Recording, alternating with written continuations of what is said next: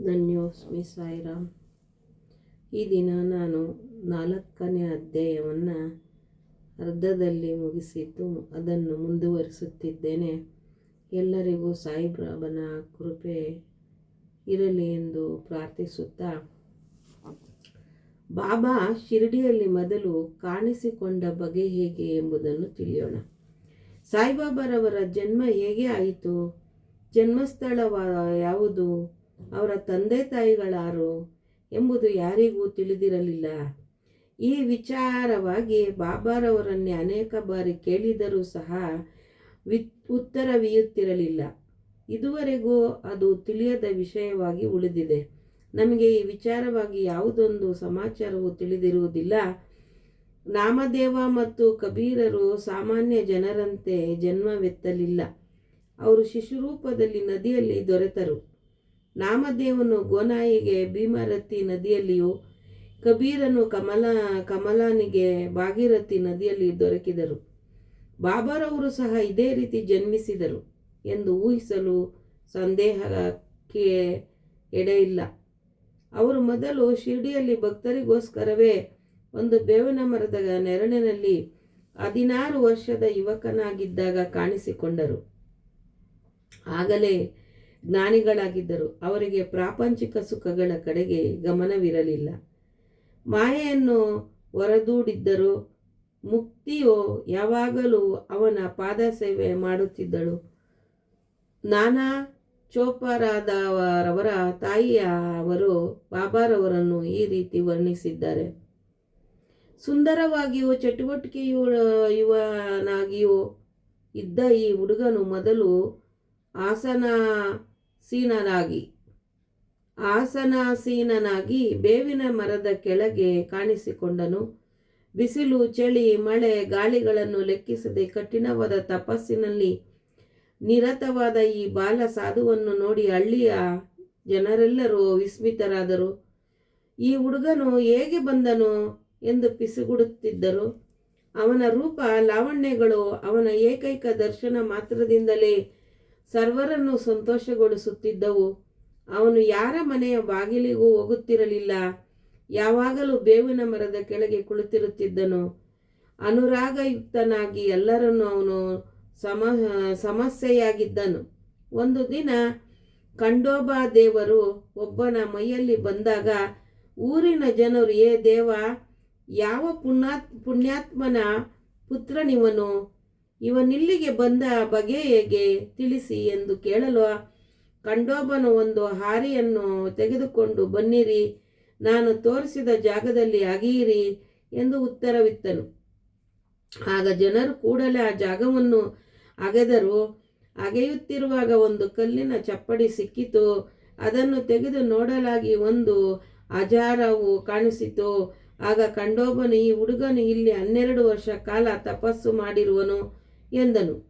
ಕೂಡಲೇ ಜನರ ಈ ವಿಷಯದಲ್ಲಿ ಆ ಹುಡುಗನ ಪ್ರಶ್ನಿಸಲು, ಇದು ನನ್ನ ಗುರುವಿನ ಸ್ಥಾನ, ಇದನ್ನು ಜೋಪಾನವಾಗಿ ಕಾಪಾಡಿ ಎಂದು ಬೇಡಿಕೊಂಡನು.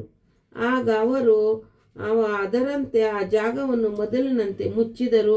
ಅಶ್ವತ್ಥ ಮರವು ಹೇಗೆ ಶ್ರೇಷ್ಠವೆಂಬ ನಂಬಿಕೆ ನಮ್ಮಲ್ಲಿದೆಯೋ ಅದೇ ರೀತಿ ಬಾಬಾರವರಿಗೆ ಬೇವಿನ ಮರವೆಂದರೆ ಅಷ್ಟು ಪ್ರೀತಿ. ಮಾಳ್ಸಾಪತಿ ಮತ್ತು ಅನೇಕ ಶಿರ್ಡಿ ನಿವಾಸಿಗಳು ಆ ಜಾಗವನ್ನು ಬಾಬಾರವರ ಗುರುವಿನ ವಿಶ್ರಾಂತಿ ಸ್ಥಾನವೆಂದು ಗೌರವಿಸಿ ಪೂಜೆ ಮಾಡುತ್ತಿದ್ದರು. 3 ಧರ್ಮಶಾಲೆಗಳು ಯಾವುವು ತಿಳಿಯೋಣ. ಬೇವಿನ ಮರ ಮತ್ತು ಅದರ ಸುತ್ತಲಿನ ನಿವೇಶನಗಳನ್ನು ಶ್ರೀಹರಿ ವಿನಾಯಕ ಸಾಟೆಯವರು ಖರೀದಿಗೆ ತೆಗೆದುಕೊಂಡು ಅಲ್ಲಿ ಸಾಟೆವಾಡ ಎಂಬ ಪ್ರವಾಸಿ ಮಂದಿರವನ್ನು ಕಟ್ಟಿದ್ದಾರೆ. ಈ ಮಂದಿರವು ಅನೇಕ ಭಕ್ತರ ವಿಶ್ರಾಂತಿ ಸ್ಥಳ. ಬೇವಿನ ಮರಕ್ಕೆ ಸುತ್ತಲೂ ಕಟ್ಟೆಯನ್ನು ಕಟ್ಟಿರುತ್ತಾರೆ.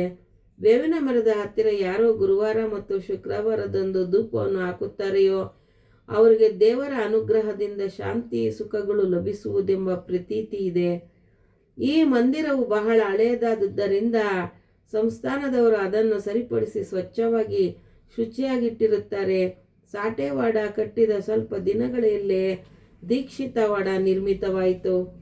ಮುಂಬಯಿಯ ಸಲಹಾ ವಕೀಲರಾದ ಕಾಕಾ ಸಾಹೇಬ ದೀಕ್ಷಿತರವರು ಒಮ್ಮೆ ಲಂಡನ್ನಿಗೆ ಹೋಗಿದ್ದಾಗ ಒಂದು ಅಪಘಾತ ಉಪಯುಕ್ತ ಅಪಘಾತದ ಪ್ರಯುಕ್ತ ಕಾಲುಗಳಿಗೆ ಏಟು ಬಿದ್ದು ಯಾವುದರಿಂದಲೂ ಸರಿ ಹೋಗಿರಲಿಲ್ಲ.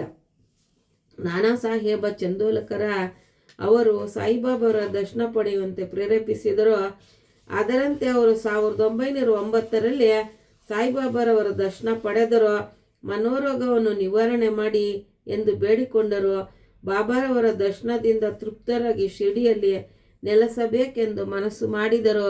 ಶಿರ್ಡಿಯಲ್ಲಿ ಭಕ್ತರಿಗೊಂದು ಮಂದಿರವನ್ನು ಕಟ್ಟಿಸಿ ತಾವು ಒಂದು ಮನೆಯನ್ನು ಕಟ್ಟಿಸಿಕೊಂಡರು.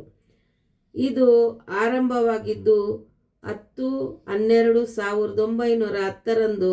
ಅದೇ ದಿನ 2 ಮುಖ್ಯ ಘಟನೆಗಳು ಜರುಗಿದವು. ಶ್ರೀ ದಾದಾ ಸಾಹೇಬ ಕಾರ್ಪಡೆಯವರಿಗೆ ಮನೆಗೆ ಹೋಗಲು ಅನುಮತಿ ದೊರಕಿತು. ಚಾವಡಿಯಲ್ಲಿ ರಾತ್ರಿ ಆರತಿ ಪ್ರಾರಂಭವಾಯಿತು. ಈ ದೀಕ್ಷಿತವಾಡೆಯು 1911ನೇ ವರ್ಷದಲ್ಲಿ ಶ್ರೀರಾಮನವಮಿಯ ದಿನ ಉದ್ಘಾಟಿಸಲ್ಪಟ್ಟಿತು. 3ನೆಯ ದಿನವು ನಾಗಪುರದ ಲಕ್ಷಾಧೀಶ್ವರರಾದ ಶ್ರೀ ಬೂಟಿಯವರ ಸಹಾಯದಿಂದ ನಿರ್ಮಿತವಾಯಿತು. ಇದಕ್ಕೆ ಲಕ್ಷಾಂತರ ರೂಪಾಯಿಗಳನ್ನು ಖರ್ಚು ಮಾಡಿದರು. ಈ ಮಂದಿರದಲ್ಲಿ ಶ್ರೀ ಸಾಯಿಬಾಬಾರವರ ದೇಹವು ವಿಶ್ರಾಂತಿ ಪಡೆಯುತ್ತಿರುವುದರಿಂದ ಭವನ ನಿರ್ಮಾಣಕ್ಕೆ ವಿನಿಯೋಗಿಸಿದ ಹಣವು ಸದ್ವಿನಿಯೋಗವಾಯಿತೆಂದೇ ಹೇಳಬಹುದು. ಈ ಮಂದಿರವೇ ಈಗಿನ ಸಮಾಧಿ ಮಂದಿರ. ಈ ಮಂದಿರದ ನಿವೇಶನದಲ್ಲಿ ಬಾಬಾರವರು ಪ್ರತಿದಿನವೂ ನೀರೆರೆದು ಒಂದು ತೋಟ ನಿರ್ಮಿಸಿದ್ದರು. ವಾಮನ ತಾತ್ಯ ಅವರ ಸಹಾಯದಿಂದ ತೋಟವನ್ನು ನೋಡಿಕೊಳ್ಳುತ್ತಿದ್ದ ಬಗೆ, ಪುನಃ ಚಾಂದ್ ಪಾಟೀಲರವರ ಮದುವೆ, ದಿಬ್ಬಣದ ಸಂಗಡ ಶಿರ್ಡಿಗೆ ಬಂದ ರೀತಿ, ಮೊಹಿದ್ದೀನ್ ತಂಬೋಳಿಯವರೊಡನೆ ಕುಸ್ತಿ ಆಡಿದುದು, ಇನ್ನೂ ಮುಂತಾದ ವಿಚಾರಗಳ ಬಗ್ಗೆ ಮುಂದಿನ ಅಧ್ಯಾಯದಲ್ಲಿ ವಿವರವಾಗಿ ಪ್ರಸ್ತಾಪಿಸುತ್ತೇನೆ. ಸಾಯಿರಾಮ್, ಸಾಯಿ ಪ್ರಣಾಮ್. ಧನ್ಯೋಸ್ಮಿ ತಂದೆ.